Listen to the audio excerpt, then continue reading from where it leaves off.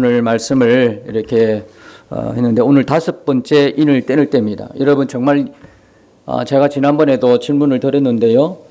예수님 정말 믿을 마음은 있으신가요? 제가 어디 가든 항상 전도하기 전에 그 말씀을 드려요.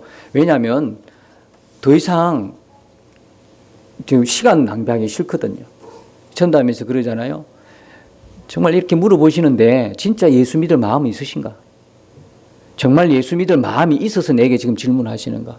예전에는 안 그랬거든요. 예전에는 정말 그 사람이 막 믿고 싶다 안 믿고 떠나서 내 쪽에서 먼저, 그죠? 내 쪽에서 먼저 뭐라고 막 하고 어떻게든 그 사람의 마음을 구슬러서 해보려고 했는데 그런 마음이 없어요, 지금은. 정말 예수 믿을 마음이 있어서 궁금해서 질문하시냐고. 제가 오히려 되물어 보면 상대방은 100명이면 100명 다 당황합니다. 지금까지 그렇게 전도하는 사람 못 봤거든요. 지금까지는 뭡니까? 사탕도 주고 뭐도 주면 예수 믿어 보세요. 무슨 예수 믿는 게 선택인 줄 알고 예수 믿어 보세요. 예수 믿어 주실래요? 교회 한번 놔 주실래요? 우리가 7주간 기도해도 이런 식으로는 안 할 겁니다. 차라리 초청 못해서 못했지 그 영혼을 위해서 7주간 그냥 기도했으면 기도했지 예수 믿어 주실래요? 물론 몰라서 그렇겠죠. 그러나 거룩한 자존심은 우리에게 있어야 합니다. 예수 믿는 게 무슨 둘 중에 하나 선택하는 겁니까? 그의 생명을 살리기 위해서 지금 복음을 전가하는 건데 사정을 하면서 무슨 사정을 해요? 안 믿으면 자기 손해지. 예수 믿을 마음이 있어서 진짜 이 궁금증을 가지고 물어보십니까? 그렇게 물어보는 거예요. 여러분 저도 여러분에게 질문합니다. 정말 예수 믿을 마음은 있으신가요? 정말이신가요? 그러면 됐습니다. 진짜 예수 믿을 마음이 있는 사람들은요, 벌써 마음가짐 자체가 달라져요. 생각이 다르고요. 생각과 마음이 다르니까 행동이 다른 거예요. 구비를 딱 될 수밖에 없어요. 그러나 이 예수 믿는 게 선택권에 있다고 생각하는 사람, 믿어도 되고 안 믿어도 되고 이러면 행동도 똑같이 놉니다. 행동도 어떤 때는 예수 믿는 사람 같은데 어떤 때는 예수 안 믿는 사람이 영 믿지 않는 사람과 똑같은 행동을 합니다. 저는 계시록 강의를 하지만 어떻게 들으면 하나님의 구원이 느슨한 느낌이 들 겁니다. 예수 믿는 거로 뭐 다 끝나버리니까. 여러분 그렇지 않습니다. 여기는 단서가 있습니다. 정말 예수님을 진짜 믿으시느냐는 단서가 있습니다. 그 예수를 진짜 믿느냐는 어디서 나옵니까? 오늘 말씀에 등장하지만 하나님의 말씀과 그에게 주신 증거로 인하여 죽음을 불사하고라도 예수 믿겠다 하는 사람은 진짜 믿는 사람입니다. 조금만 핍박이 오고 손해가 볼 때 예수님을 그냥 내팽개치는 사람은 가짜입니다. 교회 안에도 진짜와 가짜가 있다는 사실을 우리는 기억해야 합니다. 그것은 나와 하나님과의 관계 속에서 결국은 드러나겠지만 그래서 우리는 믿으려면 진짜 예수를 믿어야 합니다. 또 믿으려면 진짜 예수 믿을 때 바르게 믿어야 됩니다. 그 바른 기준은 어떤 사람이 영성이 좋은 어떤 사람이 기준이 아니라 하나님의 말씀인 겁니다. 유일하게 하나님의 말씀이 우리 신앙의 기준이지 내가 존경하는 어떤 사람이 아니고 영성이 훌륭한 어떤 사람도 아니고 어떤 목사님도 아닙니다. 우리의 신앙의 기준은 우리가 바르게 믿느냐 정말 믿느냐 이 기준은 어디서 정했느냐 하나님의 말씀인 성경인 것입니다.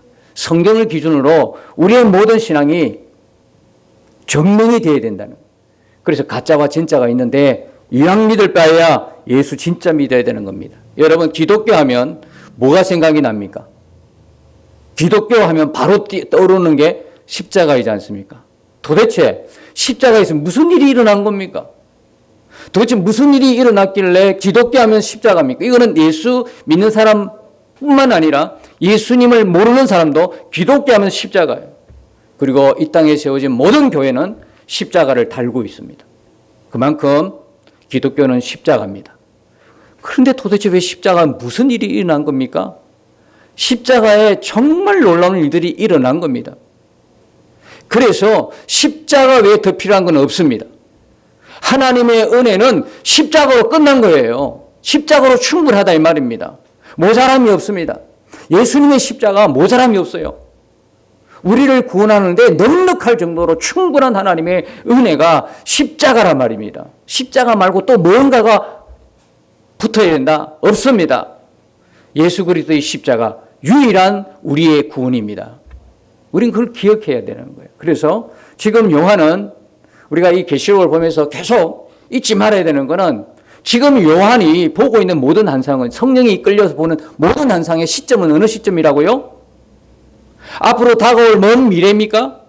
앞으로 다가올 어떤 한란의 먼 미래를 바라보는 시점입니까? 아니라는 거예요. 제가 왜 이 말씀을 하냐면 계시록을 이해하는데 가장 중요한 포인트이기 때문에 그래요. 지금 요한은 어디로 갔습니까? 성령에 이끌려서 예수님의 십자가 때로 다시 과거로 돌아가서 지금 성령의 음성을 듣고 있는 거고 환상을 보고 있는 시점인 것입니다. 그래서 십자가 3일 동안에 도대체 무슨 일이 일어났느냐 이거죠.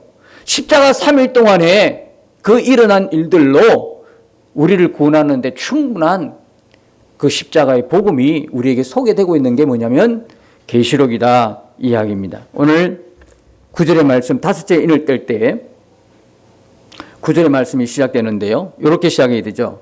다섯째 인을 뗐을 때에 내가 보니 하나님의 말씀과 그들이 가진 증거로 말미암아 죽임을 당한 영혼들이 제단 아래에 있어.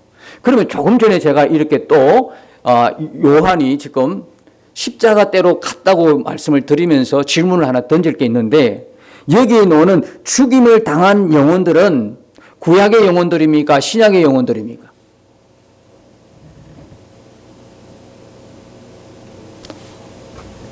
구약 사람들입니까? 신약 사람들입니까? 다 아시죠? 이 영혼들은 구약의 죽임을 당한 영혼들입니다. 그러니까 과거로 지금 돌아가서 십자가 때에서 구원이 이루어지는 것은 신약의 성도입니까? 구약의 성도입니까? 구약의 성도들이 구원받는 것이 십자가 3일 동안에 일어난 일들을 조명해 주고 있는 게 계시록이다 이 이야기죠. 근데 이들은 왜 죽임을 당했다고 이야기합니까? 구약 성도들은 왜 죽임을 당했습니까? 하나님의 말씀과 그들이 가진 뭐로? 증거로 말미암아 죽임을 당했다. 이런 말씀입니다. 자, 그러므로 구약 백성들은 두 가지를 가졌어요. 첫 번째, 하나님의 말씀을 가졌어요. 두 번째는 하나님의 증거를 가지고 있어요. 이것 때문에 죽임을 당했다는 거거든요. 여러분, 먼저 서두에 말씀드립니다.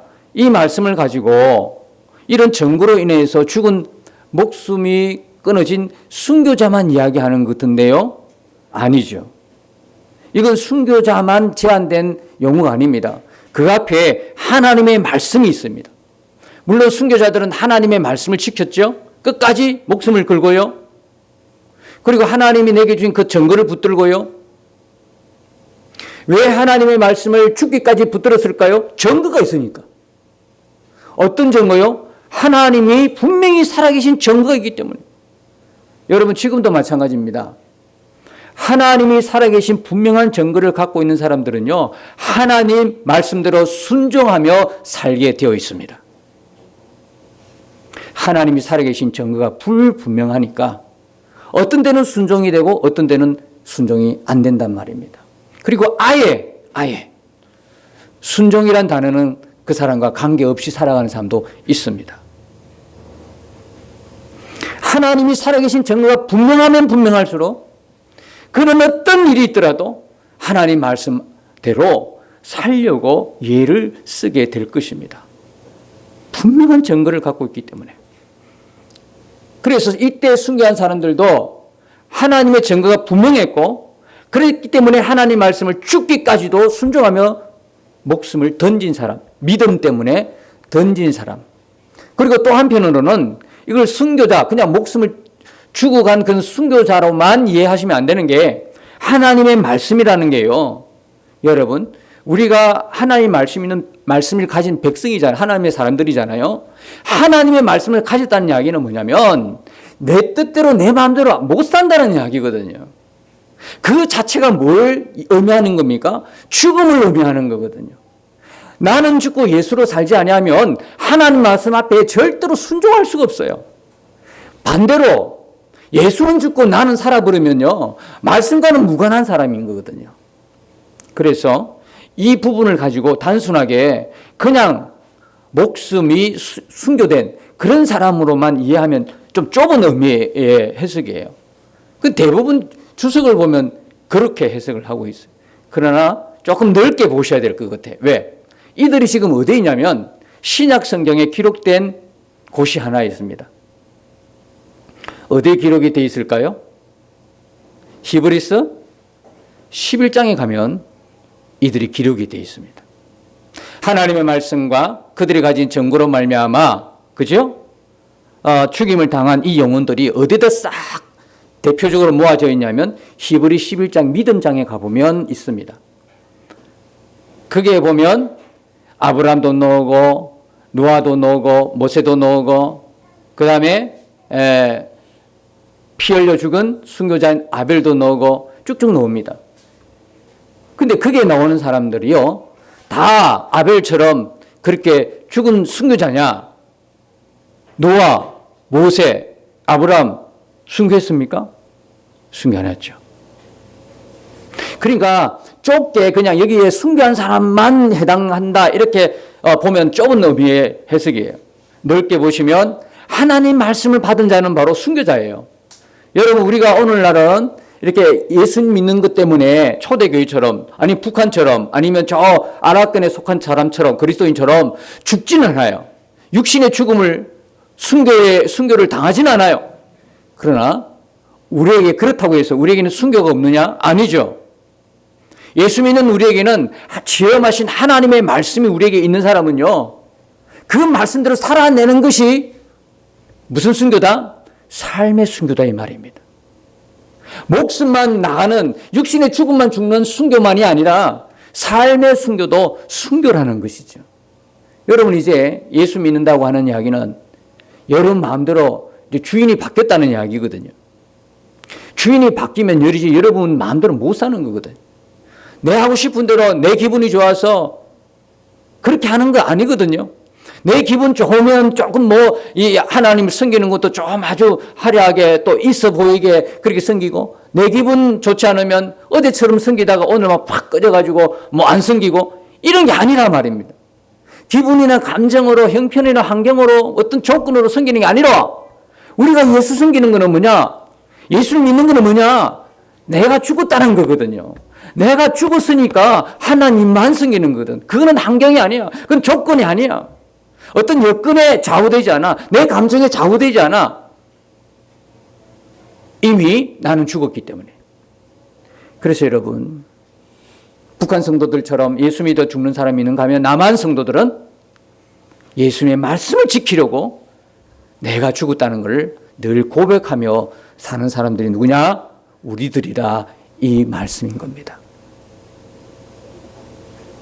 우리는 이렇게 순교에 있는 사람들이라.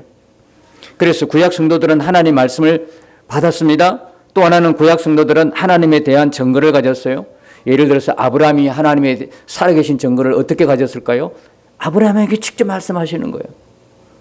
그리고 100세 때 아이를 준다는 그 약속이 성취되는 거예요. 그 100세 때 난 아이를 하나님 바치라 했을 때에, 이삭을 바치려고 할 때에 뭐가 준비됐어요? 이삭 대신에 어린 양이 수풀에 걸린 것을 보게 됐어요. 그뿐만 아니라 여러 자신의 삶의 현장에서 살아계신 하나님이 분명했다 이 말입니다. 모세는 또 어떻습니까? 모세 자체 인생 자체가 드라마틱한 인생 자체가 하나님의 역사 아니고는 이해가 불가능한 겁니다. 여러분, 모세뿐만 그렇습니까? 우리 인생도 가만히 돌아보십시오. 여러분 인생 누가 하나님 없어 해석이 가능한 인생이 있는가? 예수 믿는 거는요, 그냥 아무 일을 얻는데 예수 믿진 못합니다. 분명히 그의 삶에 회오리가 있습니다. 그의 삶에 간증할 만한 뭔가 쇼킹한 무슨 사건이 있는 겁니다. 근데 그런 것 없이 예수 믿었다면 얼마나 감사한 일인지 몰라요. 그럼에도 불구하고 하나님은 부르실 때 이 모양 저 모양으로 부르시면서도 우리에게 다양한 환경, 다양한 상황, 다양한 사건들을 통해서 하나님 우리를 부르시는데요. 그 모든 것들이 결국은 우리에게 어떤 감정을 낳게 합니까? 하나님은 살아계신다는 거거든요. 하나님은 살아계신다. 아픔이 있을지라도, 고통이 있을지라도 하나님 살아계신다는 걸 우리에게 보여주시는 거예요. 모세의 인생이 드라마틱한 그 인생이 하나님 없이는 해석이 안 되지만 우리 역시 우리 인생도 하나님 없이는 해석이 할 수 없는 인생이에요. 감사하시기를 축복합니다, 여러분. 이 자체가 감사한 거예요, 여러분. 하나님 없이 잘 살아보겠다고요?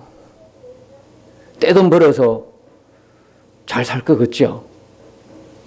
전도서를 보시면, 전도서를 조금이라도 봤다 그러면 그런 소리 못 할 겁니다. 하나님 말씀 모르니까, 성경을 모르니까 자기 하고 싶은 대로 하는 거예요. 이 백성이 왜 망합니까? 하나님 말씀이 없어 망하는 겁니다. 하나님 말씀이 없어요. 그래서 영적으로 우리들이 영적으로 자기 스스로뿐만 아니라 목회자인 저도요, 영적으로 성도들을 이렇게 딱 테스트할 유일한 방법이 하나 있습니다. 다른 건 몰라. 내가 기도를 많이 해가 신령한 그런 사람이 아니거든요. 기도를 많이 해가 뭐 눈으로 보인다 안 보인다 그게 아니고요. 안 봐도 기준 삼는 게 있습니다. 그 성도가 하나님 말씀과 함께 하느냐를 보면 압니다. 하나님 말씀을 읽고 있느냐, 지금 중단했느냐, 그걸 보면 그 사람의 영적 상태를 금방 압니다. 왜요? 성경이 그러잖아요. 이 백성이 말씀이 없으므로 망하도다. 말씀이 없으면 어떤 현상이 나타납니까? 어떻게 믿으려고요? 하나님 뭐 좋아하시는데? 무작정 섬깁니까? 무작정 예배합니까? 하나님 뭐 좋아하시는데 어떻게 하시고? 여러분, 그런 사람 보면요, 우리가 질려요. 경상도 사투리로 질린단 말입니다. 아니, 나는 내가 좋아하는 게 따로 있는데 자기는 자기가 좋아가지고 막 이것도 드셔보시고 저것도 드시라고 막 나한테 너무 좋은 걸 해줘. 호의를 베풀어줘. 그러면 나는 내가 그걸 좋아하지 않아요. 좋아하지 않는 걸 자꾸 이렇게 드셔보시라고 또 좋은 거라고 갖다 주고 이러면 참 좋겠지요. 표면적으로는 뭐 울 수는 없으니까 감사하다고 표현을 하지만 속으로 뭐요? 내가 좋아하지도 않고 필요치도 않는데 왜 이러실까? 하나님은 어떠실까요? 그래서 우리는 하나님 말씀을 알아야 돼요. 깊이 묵상하고 매일매일 읽고 그래야 돼요. 그래야 하나님을 바르게 예배할 수 있어요. 하나님을 바르게 섬길 수 있단 말입니다. 하나님 말씀조차를 내가 모르는데 어떻게 하나님을 알고 하나님이 뭘 좋아하시는 걸 알고 내가 하나님을 어떻게 예배하겠으며 어떻게 그분을 섬기겠냐고요. 하나님 말씀도 모르면서요. 그러니까 하나님 말씀이 없으면 망합니다. 떼돈 망합니다. 그게 전도서입니다. 진짜 돈 벌어가지고 잘 살고 싶은 분은 전도서를 읽어봐야 되는 거예요. 그래야 내가 지금 뭘 갖춰놔야 될 것인지를 분별이 되는 것이죠. 하나님의 말씀이 있는 사람은 복 있는 사람입니다. 이스라엘 백성들 보십시오. 택한 하나님의 백성들. 그에게 율법이 주어졌다는 거예요. 율법 귀찮다고요? 뭐 안 지키면 뭐 그런 차원이 아니에요. 하나님이 도대체 누구신데 그 많은 민족 중에 이스라엘 민족을 톡 집어서 하나님 말씀을 그들에게 줍니까? 이건 정말 놀라운 일이 아닙니까? 여러분, 우리가 매일매일 성경 읽기가 사실 쉽지는 않습니다. 바쁜 가정 중에. 그러나 여러분, 하나님 말씀이 내게 주어졌다는 거 하나만을 깊이 한번 묵상해 보십시오. 도대체 내가 누군데? 하나님이 나를 꼭 집어서. 바울은요, 우리를 구원할 때 하나님이 작정하신 것은 언제 시점이라고 말씀하고 있습니까? 창세 이전에, 이 땅이 만들어지기 전에 하나님이 나를 꼭 집어서 선택하셨다. 택함을 입히셨다. 누구를 통해서? 예수 그를 통해서 나를 택해 주셨다라고 기록하고 있습니다. 도대체 내가 누군데? 우리는 우리 스스로를 너무 비하하는 경향이 있어요. 여러분, 내가 비록 가진 것도 없고 못났고 못 배웠고 그 상관없어요. 정말 하나님이 내가 누구간데 창세전부터 나를 택하시고 그리고 나에게 하나님의 거룩한 말씀을 주셨습니까? 이거 하나만으로도 여러분들이 깊이 생각해 보면 누구와 비교할 겁니까? 누구 때문에 스스로 나를 비하합니까? 하나님이 안 그렇다고 그러는데 하나님이 내가 너를 사랑해서 구원했고 하나님이 너에게 내 말씀을 너에게 주겠다고 하는데 그 말씀을 받은 우리는요 세상에서 최고 복받은 사람 드린 겁니다. 근데 그걸 여러분들이 그 복을 복인 줄 알고 복스럽게 여러분의 삶에 적용하려면 매일 그 말씀을 읽으면서 들으면서 또는 그 말씀으로 하나님을 예배해야 되는, 바르게 예배해야 되는 것이죠. 이스라엘 백성들에게 하나님 말씀이 주어졌다는 것은요, 보통 은혜가 아니에요. 사람은 한 번씩 다 죽죠. 어떻게 죽든지 죽습니다. 그런데요, 오늘 1절의 말씀으로도 얼마나 큰 은혜입니까? 왜 죽었습니까? 왜 죽었죠, 이 사람들이? 하나님의 말씀으로 인하여 죽었어요. 이게 얼마나 복 있는 인생이고 복된 죽음입니까? 여러 죽음을 여러분 보지 않습니까? 전쟁이 나서 죽기도 하고, 차 사고 나서 죽기도 하고, 뭐 위에서 뭐가 떨어져서 공사하면서 떨어지고, 일하면서 여러 모양으로 죽지만 어차피 하면 죽는 것. 그런데 이 1절에 보니까 하나님 말씀으로 인하여, 또는 거기에다가 플러스 해가지고 하나님의 살아계신 그 정구로 말미암아 죽었다는 이야기는요, 이 죽음은 최고의 영광스러운 죽음이라는 거예요. 사랑하는 성도 여러분, 우리가 이런 죽음으로 하나님께 부름을 입었다는 거 아십니까? 하나님 말씀 끝까지 붙들면요, 우리에게 영원한 생명, 영생이 주어질 뿐만 아니라 단 한 번의 육신의 죽음도 영광스럽게 죽을 수 있다는 사실입니다. 저와 여러분은 하나님의 말씀이 있는 사람입니다. 이 말씀으로 끝까지 믿음을 지켜가면서 하나님을 예배하고 하나님을 경배할 수 있다는 게 얼마나 우리에게 주어진 큰 은혜인가를 아시고, 우리가 늘 하나님 앞에 드려지는 모든 것들은 최상으로, 가장 최상으로 드려지는 복된 저와 여러분 되시기를 예수님 이름으로 축복합니다. 주와 함께 싸워 승리하리라. 날마다 믿음으로 나 살아가리. 날마다